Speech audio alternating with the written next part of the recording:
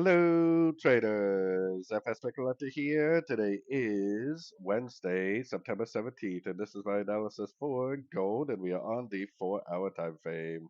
So on gold, like I've been saying, I still think this is all a wave three.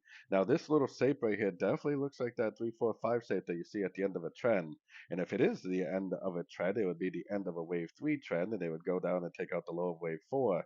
Today is FOMC interest rate news for the US, and that's definitely a big news event. I will be live streaming on YouTube starting 30 minutes before the news comes out, so definitely check that out.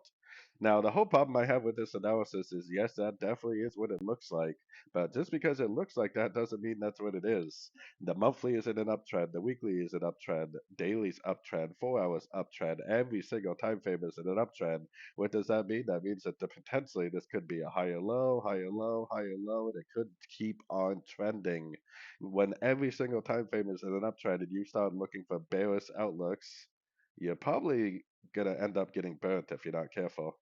But going down to the 1 hour time frame, right now the only thing we really know is that this last 5 waves is over. We got our Fibonacci retracement on there. If it makes 3 waves down to any one of these fib levels and then a golf and move to the upside, I definitely would continue to look for longs.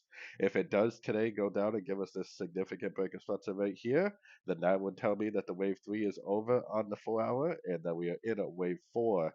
And like I said in one of my previous videos for gold, a wave four should last at least 10 calendar days, and it very likely will be a very overlapping pattern.